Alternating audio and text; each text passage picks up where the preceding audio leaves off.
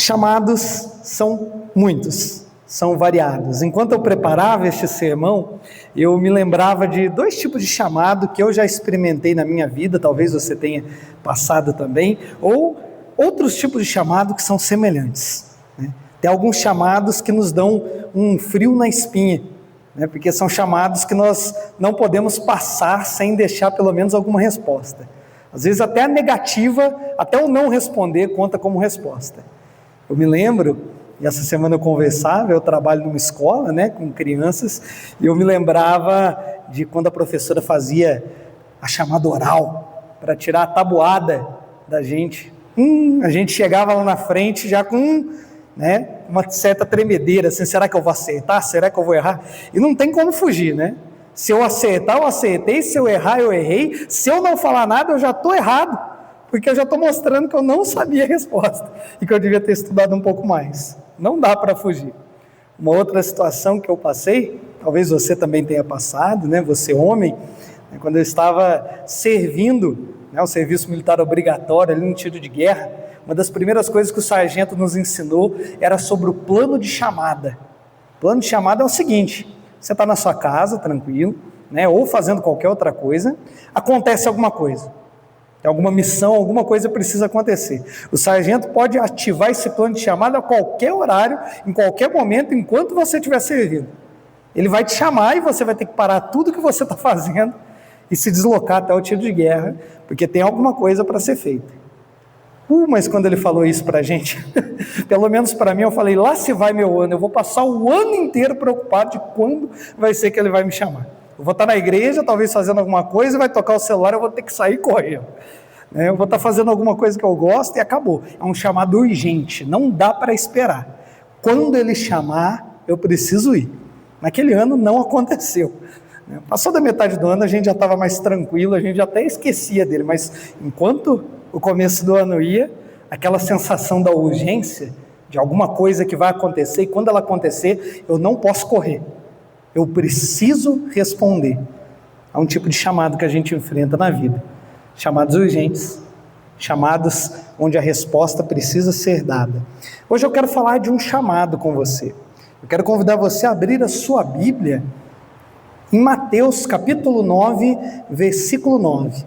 Está na tela também, e será o único versículo que nós vamos ler nesse momento. Mateus 9, 9. Nós vamos falar de um chamado que reúne essas características que nós acabamos de falar. Talvez você já tenha ouvido esse chamado, talvez você já tenha ouvido ele respondido há pouco ou muito tempo. Talvez você já ouviu esse chamado, mas ao olhar para a sua vida, você se pergunte se realmente o respondeu. E esse é um daqueles tipos de chamado que a falta de uma resposta já é resposta. É o que nós vamos ver. Talvez você nunca tenha ouvido esse chamado e hoje é a primeira vez que você aprenderá dele. Portanto, esteja com os ouvidos abertos, bem atento, pois este chamado é o chamado mais importante da minha e da sua vida. O texto que nós vamos ler, mais uma vez, Mateus 9,9, diz assim: saindo dali, Jesus viu um homem chamado Mateus, que estava sentado na coletoria, e disse-lhe: segue-me. Ele se levantou e o seguiu. Eu quero ler novamente com você. Saindo dali, Jesus viu um homem chamado Mateus, que estava sentado na coletoria, e disse-lhe: segue-me. Ele se levantou e o seguiu. A palavra que eu tenho para os irmãos nessa noite é o chamado de Jesus ao homem pecador. A primeira coisa que eu gostaria de falar com você sobre este chamado, e talvez seja algo que nós podemos falar sobre todos os tipos de chamado, os que eu citei aqui, os que você talvez pensou das experiências da sua vida, é que um chamado, ele é caracterizado por quem o chama. No exemplo que eu dei, o chamado era tão urgente porque era o meu sargento que ia chamar, não era qualquer um, eu precisava atender. Tem chamados que a gente sabe da importância dele pela pessoa que nos chama.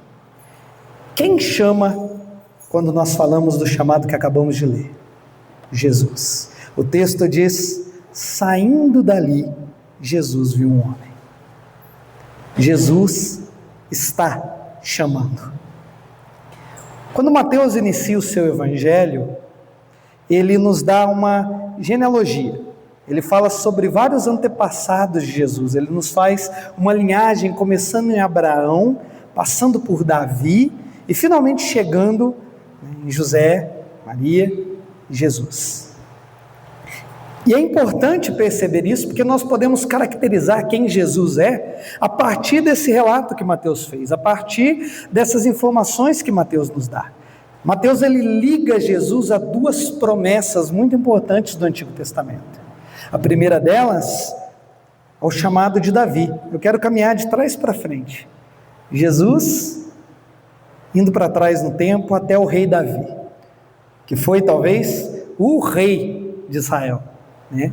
Quando nós pensamos em um reinado para o povo de Israel, nós lembramos desse homem que foi Davi, um grande rei do seu povo.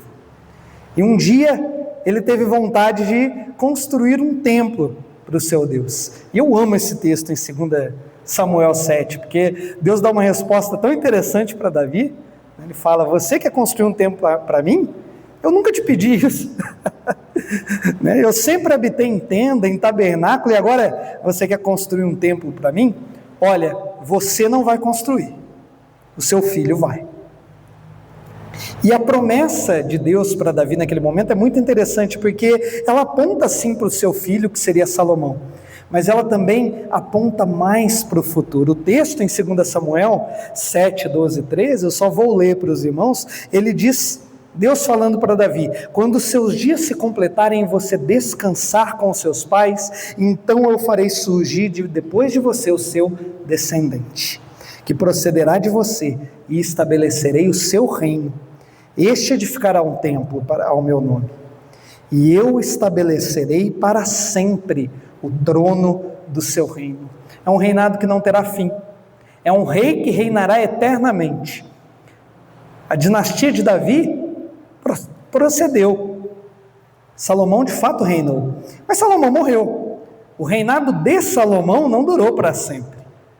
Deus está falando de um reinado que vai para além de Salomão ao mesmo tempo, falando de um rei que é descendente de Davi, mas que não virá logo depois dele, mas que virá no futuro. Esse rei é Jesus. Mateus escreve o seu evangelho com o objetivo de mostrar para os seus compatriotas, os judeus, que Jesus é o rei prometido, o rei que foi prometido a Davi. Jesus é um rei da promessa que ao mesmo tempo quebra muitas expectativas, porque quando Jesus vem e anuncia o seu reino, é um reino onde entram os arrependidos, é um reino de sacerdotes, onde todos têm livre acesso ao Senhor, e ele não constrói um templo de pedras, mas ele habita no coração dos seus, quebrando completamente as expectativas daqueles que estavam ao redor, daquilo que os judeus tinham em mente ao pensar no Messias. Ele é o rei da promessa, ao mesmo tempo, ele vai além do que nós imaginávamos que é a promessa. Isso é fantástico. Além disso, Mateus liga Jesus a Abraão. A Abraão, Deus prometeu, lá em Gênesis 12, que ele teria uma descendência numerosa. Ele faria de Abraão um grande povo, e que em Abraão todas as famílias da terra seriam benditas. Quando Jesus vem, ele também é cumprimento desta promessa, porque em Jesus Deus estabelece para Abraão um grande povo que Abraão jamais imaginou, um povo que é descendente de Abraão não só pelo sangue e pela carne, mas pela fé, como ensina Paulo lá em Gálatas 3, 6 e 7, porque os descendentes de Abraão são aqueles que têm a fé de Abraão. Esse povo é maior do que qualquer um poderia imaginar. Este é o Jesus que chama, um Jesus que quer estabelecer um povo que é unido pela fé no seu nome. Que promessa maravilhosa! E nós podemos nessa noite ir até além, porque Mateus, ele começa a sua genealogia, e como nós estamos caminhando de trás para frente, nós chegamos em Abraão, mas há mais uma promessa que que nós precisamos nos lembrar. A primeira promessa de restauração. A primeira vez que o Evangelho foi anunciado pela boca de Deus, lá em Gênesis capítulo 3, versículo 15, quando Deus amaldiçoou a serpente que enganou a mulher e levou Adão e Eva, os nossos primeiros pais, a cometerem pecado. Deus disse àquela serpente: eu porei inimizade entre a sua descendência e a descendência da mulher. A semente da mulher, lhe ferirá a cabeça, e você lhe ferirá o calcanhar. Jesus veio para cumprir essa promessa, porque a serpente tinha os seus dentes afiados para morder o calcanhar dos pecadores, para ferir o homem pecador. A mordida era minha, a mordida era sua, a mordida era a mordida que trazia o veneno do pecado. Mas o descendente, a semente da mulher, desde já anunciada, veio e sangrou a ferida por mim, se permitiu ser mordido, ser açoitado, sangrar. Mateus ainda não tinha visto isso nesse momento, quando Jesus vem e diz: segue-me, mas Mateus viria, Mateus saberia disso. O Cordeiro de Deus, que sangra pelos pecados da humanidade, mas fere a cabeça da serpente que assola a humanidade, fere o pecado, tira todo o seu poder, liberta o homem a quem chama. Esta é a maravilhosa promessa do Evangelho. Mateus nos lembra que Jesus é o cumprimento da promessa, e Ele é real. Todas essas promessas que nós falamos agora, a história de Adão e Eva, o reinado de Davi, o chamado de Abraão, não são lendas num livro de conto de fadas, são histórias reais, de pessoas reais que viveram com Deus, que ouviram a voz do Senhor. Nossos primeiros pais de fato caminharam nessa terra e falharam com Deus, e de fato ouviram a promessa, e a promessa é real. O Jesus que você lê nas Escrituras, na sua Bíblia, ele é real, ele de fato andou, ele de fato saiu dali, pois ele estava ali, ele de fato viu, ele de fato andou. A promessa se fez carne, nós podemos ouvir a sua voz, a perdoar pecados, nós podemos ver o seu olhar de compaixão, tocar as suas mãos que estendem para curar, nós podemos nos assentar à sua mesa e comer com Ele, como a história vai continuar após esse chamado. Nós podemos segui-lo, porque Ele é real. O Jesus que chama é real, Ele é tudo isso mesmo. Infelizmente, hoje em dia, há muitos que querem escolher partes de Jesus que acham mais agradáveis. Querem um Jesus que seja um guru sábio e pacífico, ou querem um Jesus violento que vira mesas, pura e simplesmente. Querem Jesus que seja simplesmente um coach financeiro. Jesus não é nenhuma dessas coisas, pura e simplesmente. Ele é tudo. Jesus é aquele que te aconselha para a vida. Jesus é aquele que de fato vira as mesas na santa ira do seu Pai contra os pecados. Mas Jesus também é aquele que estende a mão para os piores pecadores. Jesus de fato é aquele que faz milagres. Os milagres são reais, meu irmão. Jesus é de fato aquele que caminhou nesta terra, nasceu de uma virgem, concebido pelo Espírito Santo, que padeceu sob Pôncio Pilatos, ele foi crucificado, morto e sepultado junto aos mortos, mas no terceiro dia ele de fato se levantou, subiu para junto do Pai, e lá está, intercedendo por nós até o dia em que ele retornará para julgar os vivos e os mortos.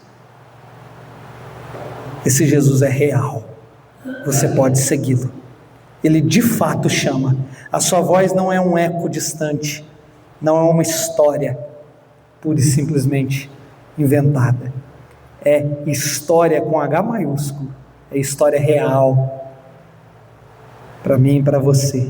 ele é real. Lembre-se disso, meu amado. Mas também, quando nós olhamos para o chamado, nós podemos caracterizá-lo por quem o ouve, por quem é chamado. E quem é chamado nesse texto? Um homem chamado Mateus. Quem é Mateus? Ele também é chamado de Levi. Não era tão estranho que pessoas tivessem dois, às vezes até mais nomes naquela época. Então nós aprendemos que esse homem também era chamado Levi. Ele era um publicano, um cobrador de impostos, um pecador desprezível por qualquer um que passasse ao seu redor. O publicano era mal visto e muito mal visto. O povo judeu olhava para aquele que passava a cobrar impostos como um terrível traidor do seu povo e da sua identidade, porque ele cobrava impostos para aqueles que estavam oprimindo. Mateus trabalhava para o inimigo. Mateus trabalhava com aqueles que constantemente oprimiam o povo de Deus, oprimiam os judeus, os romanos. Além disso, essa é uma daquelas profissões que tem uma extrema má fama. Porque geralmente os cobradores de impostos, eles extorquiam o povo.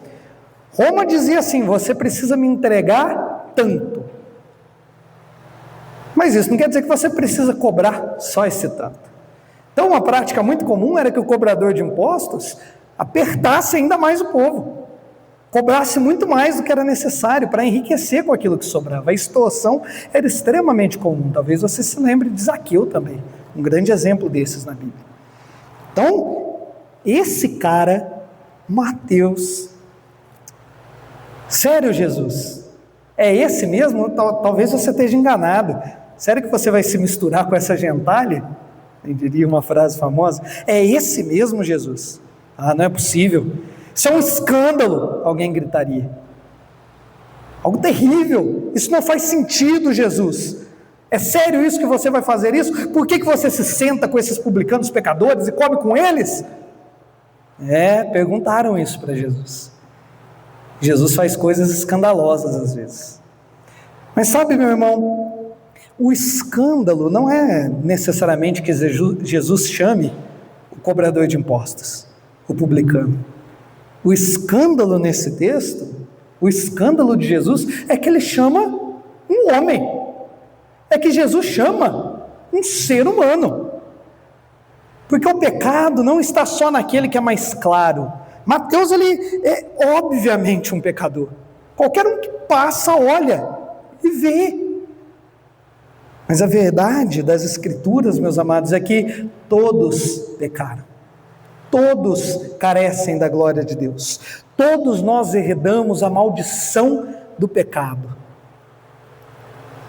A partir dos nossos primeiros pais, por isso foi importante nós lembrarmos da promessa deles. Quando Adão e Eva pecaram, como cabeças federais do seu povo, como os nossos representantes, eles escolheram para si que o ser humano queria discernir para si mesmo que era bem e mal. Não mais ouvir a voz do Pai, mas sim seguir os seus próprios caminhos. E assim Deus fez.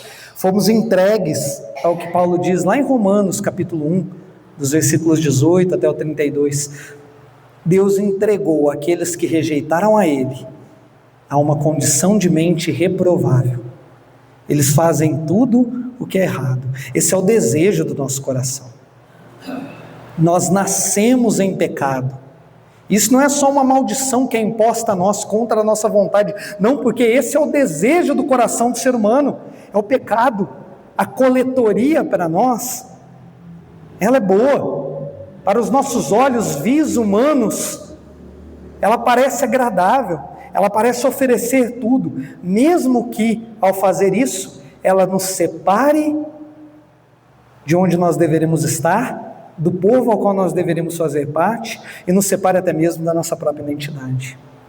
A coletoria para o ser humano pecador faz todo sentido. Nós fomos entregues a uma condição de mente reprovável. O pecado nos aflige desde que nascemos, e nenhum de nós pode escapar. Mais uma vez, Mateus é obviamente um pecador, e nós podemos listar vários pecados óbvios, mas nem sempre o pecado é óbvio. O publicano é obviamente um pecador, mas o fariseu, o orgulhoso, que levanta barreiras que impedem as pessoas de chegar ao reino de Deus, esse era mais difícil, pelo menos para eles. A prostituta indecente, que vende o seu corpo nas ruas, é óbvia, é uma pecadora óbvia. Difícil é a foto vulgar, a veste vulgar, tanto homens quanto mulheres, viu, irmãos? O político mentiroso na televisão é um pecador óbvio. Não é tão óbvio quando a gente fala assim, olha, bate na porta, fala lá que eu não estou. Daí não é tão óbvio, mas é pecado. O assassino cruel que mata, até mesmo com deleite, é um óbvio pecador, mas não é tão óbvio aquele que mata com as palavras, aquele que na sua ira não se preocupa em machucar, que não se preocupa em levantar a sua voz irado contra as pessoas, né? E às vezes chamando isso de sinceridade. O homossexual é um pecador óbvio, não tão óbvio é aquele que devora com os olhos, às vezes, o sexo oposto. Mais uma vez, vale tanto para homens, tanto para mulheres. Jesus mesmo ensinou isso. Veja, meus irmãos, tudo que nós acabamos de falar é pecado. Nenhuma dessas coisas que nós listamos está isenta desse nome. Tudo isso é contrário à vontade de Deus. Todas essas coisas. Porém, nós precisamos estar atentos. Tem pecados que passam pelo vão dos nossos dedos muito mais fácil. Eu creio que nós podemos dizer sim que existem pecadinhos e pecadãos, pelo menos no nosso olhar. Tem pecados que parecem muito maiores do que outros.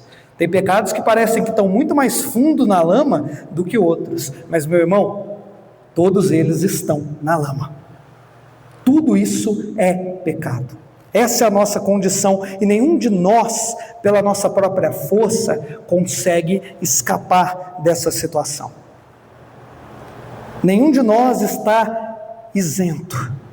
Nenhum de nós pode chegar no espelho e se ver como justo, porque todos nós caímos, todos nós pecamos. Talvez o seu pecado, o meu pecado não seja tão óbvio como o de Mateus, mas ele existe. Ele existe. Mas existe uma boa nova, meu irmão, antes de prosseguirmos. Existe um evangelho nisso tudo, porque se você se aflige com isso, se a coletoria já não parece tão agradável mais, se a visão do pecado aborrece o seu coração, traz lágrimas aos olhos, machuca, louvado seja Deus, porque se não for o Senhor a abrir os nossos olhos para ver, a nos mostrar que o nosso coração é de fato corrupto, nós não vemos, a gente continua vivendo. Que diferença faz o pecadinho, o pecadão? Só quando o Senhor Jesus toca, só quando o Espírito Santo vem é que nós podemos ver o nosso próprio pecado, é que nós conseguimos ver que estamos de fato na lama. Então, se você, meu irmão, chora pelo pecado, se você entendeu isso, Jesus está chamando. E esse chamado é eficaz, o Espírito Santo está tocando. Infelizmente, se tudo isso não faz diferença, talvez seja um sinal de que o coração ainda é de pedra. Talvez seja um sinal de que luz nenhuma tocou o interior. Nosso maior medo não é reconhecer o pecado, nosso maior medo é deixar de vê-lo. Enquanto você está vendo o pecado, dê glórias a Deus, porque isso quer dizer que Ele está te mostrando, que Ele está te chamando para viver uma vida diferente. Ele está te chamando para sair da coletoria. E é aí que nós vamos para o nosso terceiro ponto. Nós já vimos quem chama, quem é chamado, e uma parte muito importante, qual é o chamado? Para que estamos sendo chamados, afinal? O texto nos diz, com som retumbante, segue-me. Segue-me é o que Jesus diz. Esse chamado, segue-me, ele significa um chamado para sair. Mateus tem que sair da coletoria para ir atrás de Jesus. Mateus precisa reconhecer que a coletoria é cheia de promessas vazias. Sim, ela promete riqueza. Sim, enquanto ele continuar lá, ele tem segurança talvez, embora ninguém goste dele. Ele tem dinheiro entrando na conta. Ele tem status. Ele tem luxo. Mas essas promessas são vazias. A coletoria tirou de Mateus a sua identidade. Pois para qualquer um que você pergunte, ele não é mais um judeu, ele é um traidor. Ele não é mais do povo de Deus. Ele traiu a sua própria identidade. A coletoria promete muita coisa, mas o que ela faz é tirar de nós quem nós deveríamos ser. A coletoria de Mateus separava ele do seu povo. A coletoria do pecado me separa de Deus. A coletoria de Mateus feria a sua identidade como judeu. A coletoria do pecado fere a minha identidade como filho e criação de Deus. Mas há esperança, porque o chamado de Jesus é: segue-me. O chamado de Jesus é: vem para fora. Ó, você que está morto, viva. A coletoria promete vida, mas na verdade ela só entrega a morte. Esse é o pecado. Ele promete tudo, mas não entrega nada. Somente a dor da mordida de uma serpente, do veneno correndo nas veias. Ah, mas se Jesus chama, nós podemos sair da coletoria ouvindo a sua voz e ir para um reino de mansidão, um reino de liberdade, um reino onde agora o relacionamento com Deus é restaurado. A coletoria não está barrando mais o meu relacionamento com o meu Deus. A minha humanidade é devolvida. Meu amado irmão, lembre-se disso. Quando Jesus vem até a terra, perdoa pecados, faz milagres, chama pessoas, Ele não está fazendo coisas novas pura e simplesmente. Ele está restaurando aquilo que deveria ser. Isso é fantástico. O pecado, ele te faz menos humano, não mais humano. É às vezes um erro comum nosso. Nós dizemos assim: é da natureza humana pecar. De fato, todo homem nasce pecado. Mas isso não é da nossa biologia, vamos colocar assim. Isso não é do nosso manual. Deus nos fez sem pecado. Quando nós formos para o céu, nós viveremos eternamente sem pecado, e nós seremos tão humanos quanto somos agora. O que nos faz humanos não é o nosso pecado. O nosso pecado é uma maldição. Ele tira a nossa humanidade. Ele nos torna frios, egoístas, insensatos, amantes do mal. Oh, mas quando a barreira vai embora? Quando Jesus chama para seguir, Ele restaura. Quando Jesus cura o paralítico, Ele está restaurando aquilo que deveria sempre ter sido. Pois na criação original, sem pecado, não haveriam as doenças, nem a morte. Jesus, Ele vem para trazer de volta aquilo que foi perdido. Jesus, Ele vem para chamar-nos para fora dessa prisão que parecia tão agradável da coletoria, e nos colocar num caminho de restauração de quem nós deveríamos sempre ser, porque esse é o nosso propósito, irmãos. Qual é o fim supremo e principal do homem? Pergunta o Catecismo de Westminster. A resposta é que o fim supremo e principal do homem é glorificar a Deus e gozá-lo para sempre. Nada vai preencher o buraco do meu coração e do seu coração, se não viver para o propósito para o qual nós somos criados, se não viver no reino para o qual nós fomos criados para estar. Nada vai. A coletoria não vai preencher. Todo o dinheiro que eu puder tirar não vai preencher. Mas viver para glorificar ao Senhor, esse é o propósito. Essa é a verdade para a qual nós somos chamados a viver. O chamado de Jesus ao homem pecador é maravilhoso, pois Ele liberta. E Ele chama para uma nova vida. Uma nova vida onde entregamos tudo ao Senhor e vivemos com fé, somente nele. Colocamos o centro de nossas vidas somente nele. Essa nova vida ela significa que nós vamos seguir os ensinamentos de Jesus. A palavra de Deus nos diz que nós devemos andar como Ele andou. Está lá em 1 João 2, 5 e 6.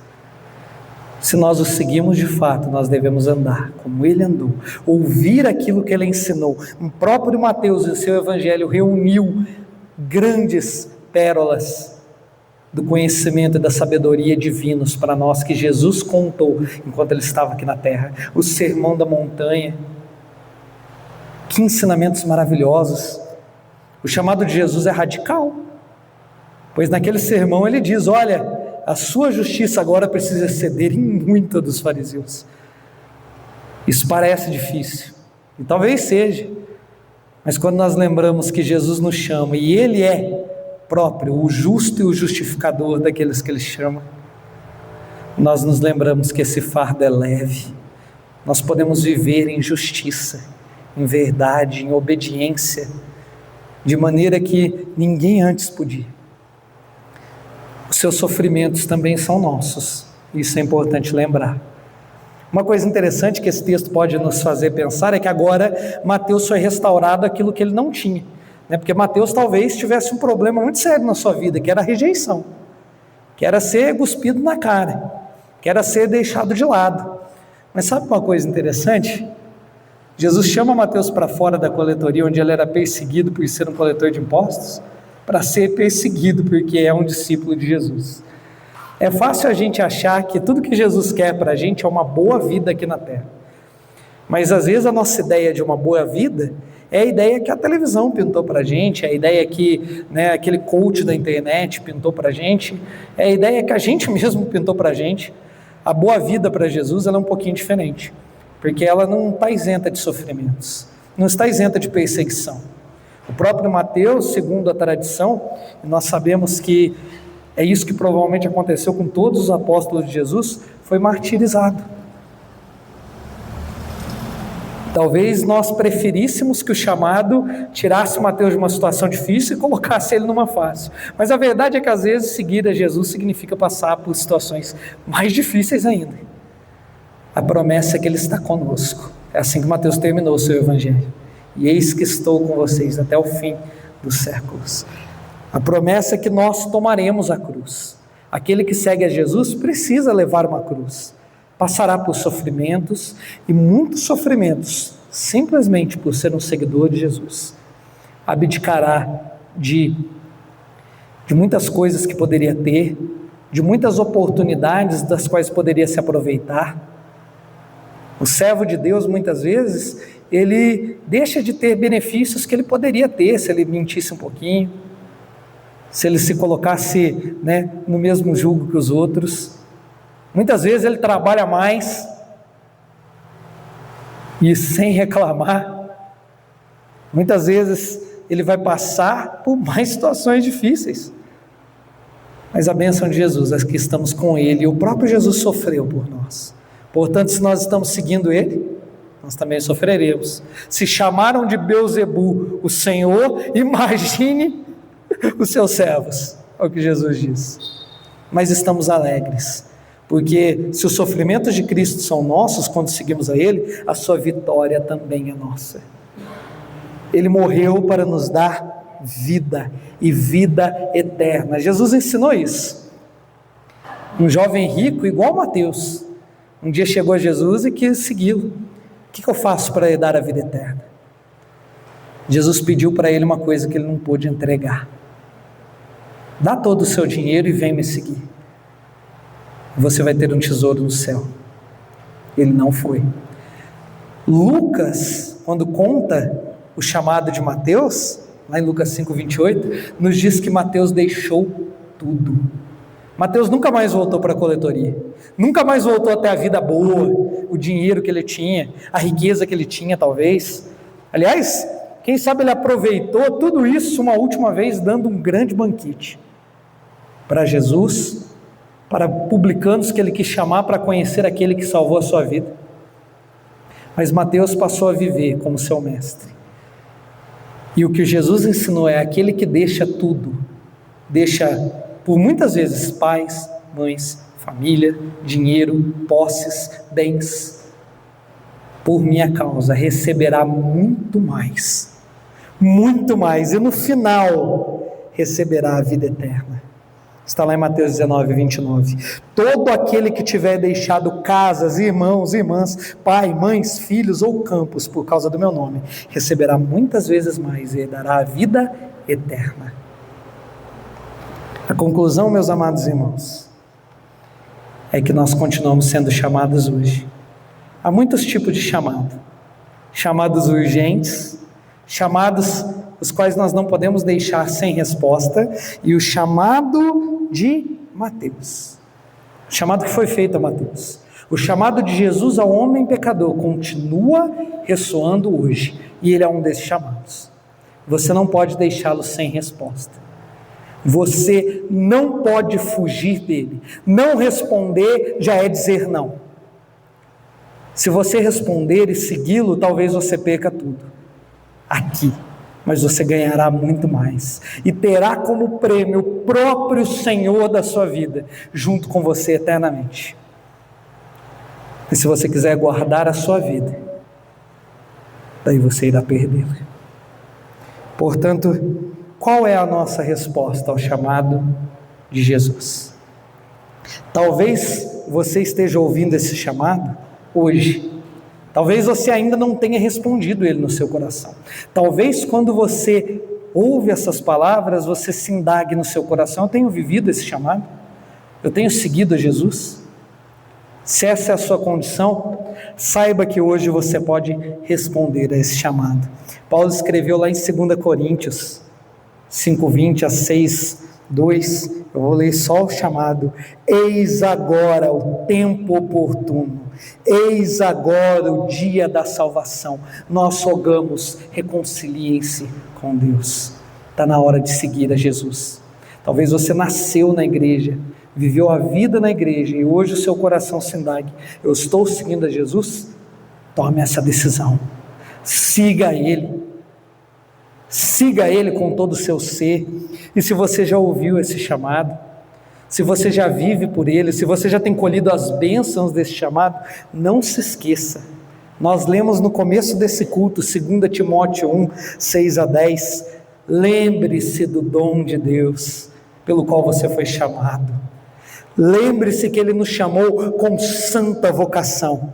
Nós não temos mais espírito de temor, de covardia, nós temos espírito de fé, nós temos o espírito que caminha com o Senhor, de poder, o espírito de amor, e nós vivemos por Ele até o fim. Amado irmão, que Deus o abençoe. Eu repito a pergunta: qual é a nossa resposta ao chamado de Jesus ao homem pecador?